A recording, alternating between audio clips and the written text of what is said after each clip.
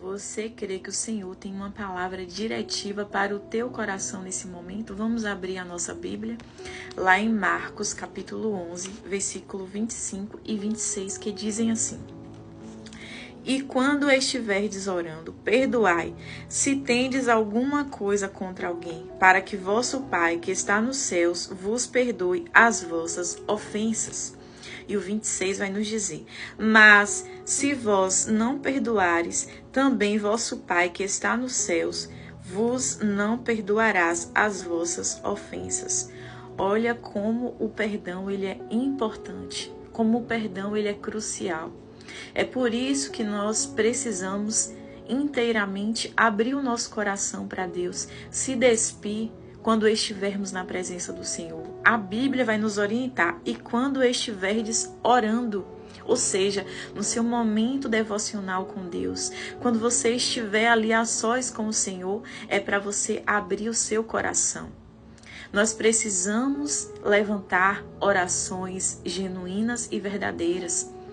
Nós precisamos abrir o nosso coração e confessar para Deus aquilo que está dentro de nós. Se há dentro de você ódio, inveja, maldade, ira, se você está machucado, você precisa dizer para Deus: chega de orações falsas, de orações fingidas, porque eu creio que o Senhor ele não ouve orações mentirosas, mas Ele ouve as orações de uma entrega verdadeira. Quando você olha para Deus e diz: Senhor, eu estou mesmo com raiva, eu estou mesmo chateado, meu coração está mesmo ferido, o que eu vou fazer?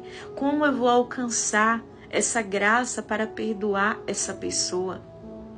Então não vá para a presença de Deus: eu vou aqui orar pelo meu inimigo, Senhor, abençoa o meu inimigo, orando de uma forma falsa, mas quando a intenção do teu coração não é abençoar o teu inimigo, mas quando a intenção do teu coração é se alegrar com a queda daquelas pessoas que te feriram.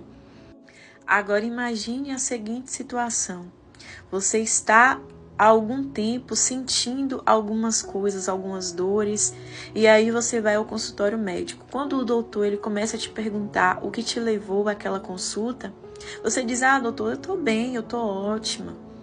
Eu só vim aqui mesmo para uma consulta de rotina. Como é que o médico ele vai solicitar os exames adequados, sendo que você não contou a ele a verdadeira sintomatologia? E aí, como que ele vai adivinhar o que você está sentindo e o que você realmente precisa? Mas se você conta para o médico tudo aquilo que está acontecendo dentro de você, tudo aquilo que você está sentindo, aí ele vai conseguir fazer o quê? Um diagnóstico preciso e vai indicar o que será necessário, quais são os exames, qual é ali o tratamento, qual é a situação. Da mesma forma, nós precisamos nos despir diante de Deus e contar para Ele a nossa sintomatologia. Dizer para Deus: Senhor, eu estou sentindo isso, eu estou machucado, eu estou ferido. Queridos, quando nós perdoamos, não pense que você vai ser um bobo, não pense que você vai ser um imbecil, nada disso. Você vai ser alguém que permitiu que o Espírito Santo te lavasse, porque a maldade, ela conduz ao caminho do mal. A maldade, ela conduz à destruição. E aí você me pergunta: será que Deus pode permitir a maldição sobre a minha vida? E eu vou lá te mostrar que sim. Em Deuteronômio, capítulo 28, inicia dizendo promessas de bênçãos. E em Deuteronômio, capítulo 28, versículo 15, inicia-se dizendo promessas de maldição. Ou seja, da mesma forma que eu posso ser abençoado, ainda corre também o risco de ser amaldiçoado. E aqui no versículo 15 vai dizer assim: será, porém, que, se não deres ouvidos à voz do Senhor teu Deus, para não cuidares em cumprir todos os mandamentos e os seus estatutos que hoje te ordeno, então virão sobre ti todas essas maldições e te alcançarão. Então a gente precisa entender que quando não damos ouvidos à voz de Deus, quando não verdadeiramente nos entregamos ao Senhor, nós estamos trazendo sobre nós coisas ruins. Aqui o Senhor ele vai trazer essas leis para o povo no tempo de Moisés. Mas eu creio que isso também vale para a gente até os dias de hoje. Porque se nós formos lá no Novo Testamento, lá em Marcos, capítulo 11, onde eu acabei de ler, no versículo 25 e 26, nós vamos perceber aqui que quando estiveres orando, perdoai. Se tende alguma coisa, para que vosso Pai que está no céu vos perdoe as vossas ofensas. Então, se a gente quer receber o perdão, se a gente quer receber as bênçãos, a presença de Deus, nós precisamos perdoar. Porque se a gente não perdoa, o 26 vai dizer que Deus também não perdoará as nossas ofensas. Agora imagine uma pessoa que não é perdoada. Imagine aí qual vai ser o fim da história dessa pessoa.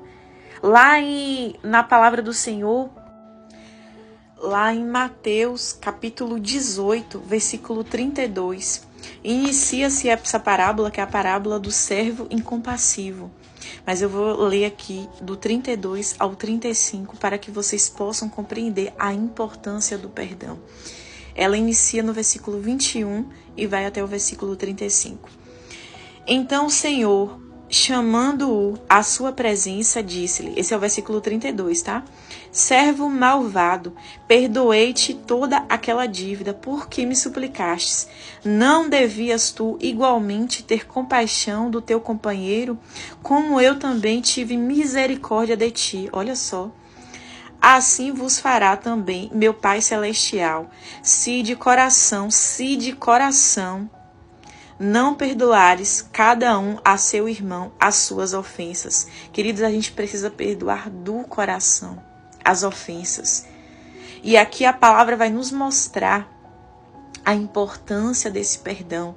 Aqui vai contar a história de um homem que recebeu o perdão de uma dívida grandíssima, mas ele não quis perdoar uma pequena dívida. E é assim que nós fazemos quando não queremos perdoar as ofensas dos nossos irmãos. Deus, ele trouxe sobre nós um perdão grandioso. Jesus, ele morreu na cruz por mim e por você, para que nós tivéssemos vida e vida com abundância.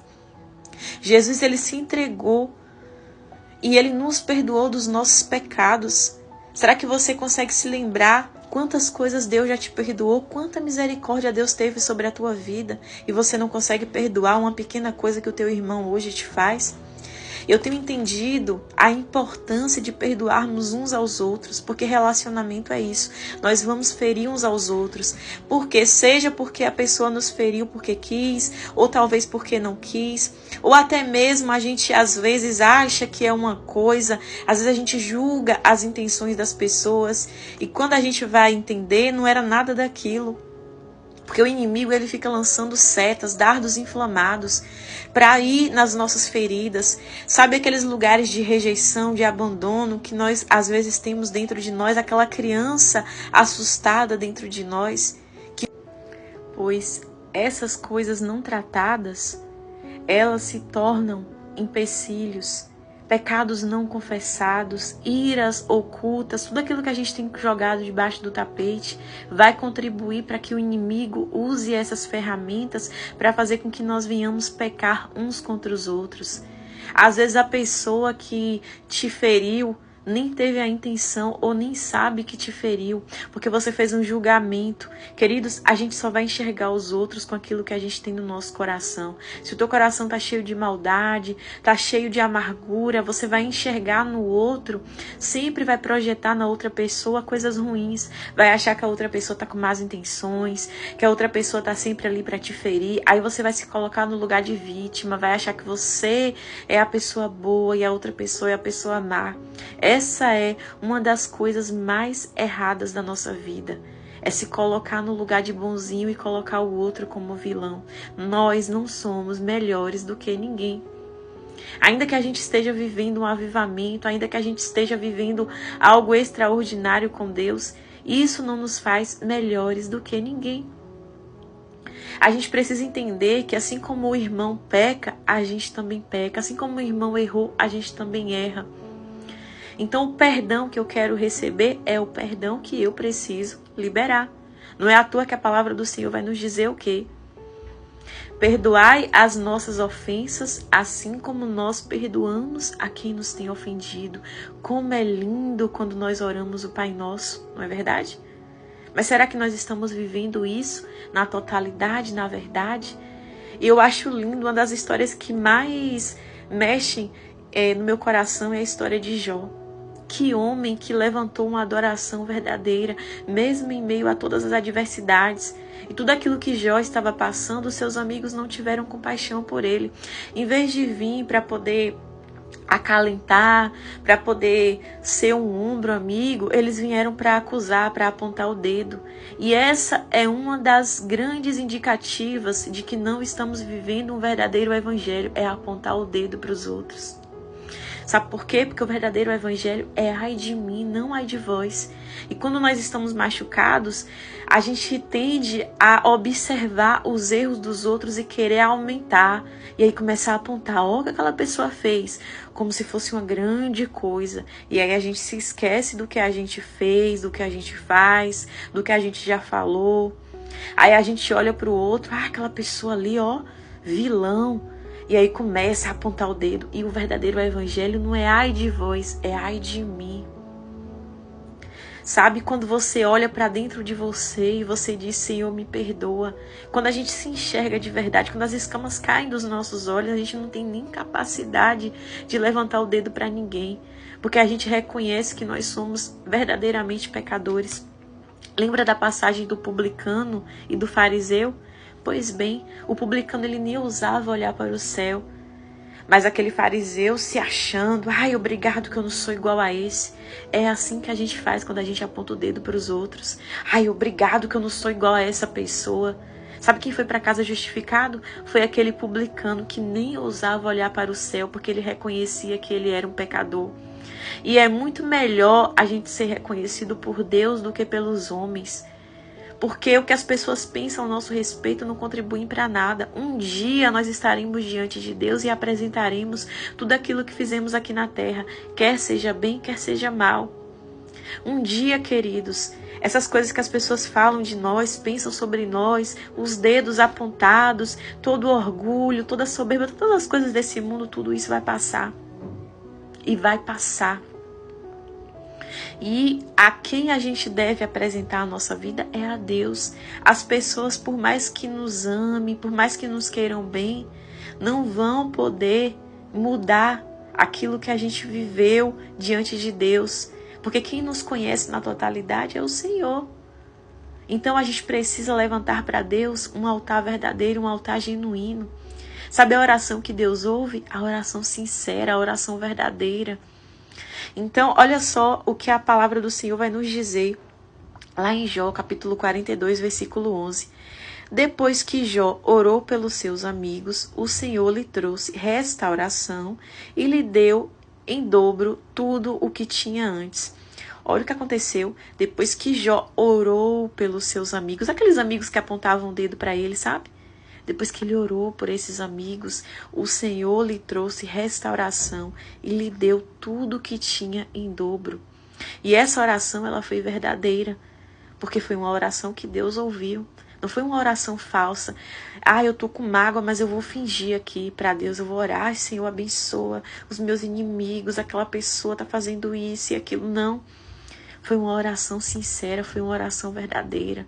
Por isso, se hoje você tem mazelas no teu coração, a hora é agora de descer à casa do oleiro e pedir a Deus para te curar, pedir a Deus para te limpar, porque Deus ele é fiel e justo para nos ouvir, ele é fiel e justo para nos observar. E os olhos do Senhor estão como chamas de fogo, observando os bons e os maus. Ele enxerga o nosso coração, a nossa alma e o nosso espírito. Nunca se esqueça que de Deus você não pode se esconder. Você pode sair por aí fingindo que é uma pessoa boa para esse, para aquele, mas para Deus nós não podemos nos esconder. É por isso que hoje eu creio que o Senhor preparou esse momento para que nós venhamos verdadeiramente nos arrepender de coisas que temos falado, sentido, pensado. Queridos, precisamos pedir a Deus para tirar, sabe aquele sentimento de querer que o teu inimigo tropece, de desejar o mal para o outro? Isso tem que ser arrancado, essa maldade, porque isso vai gerar atitudes ruins. Nosso coração precisa estar limpo diante de Deus. Eu sei que não é fácil, mas a oração ela muda a nossa vida. A oração ela muda a história, ela muda destinos.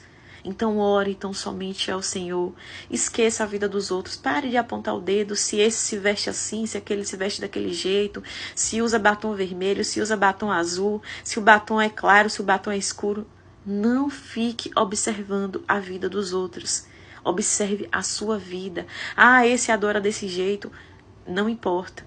O que você tem que observar é a sua vida. Desça hoje na presença de Deus e comece a ter relacionamento com o Senhor. E você vai ver a mudança extraordinária que vai acontecer. Porque são planos de bem e jamais de mal. Que Deus te abençoe.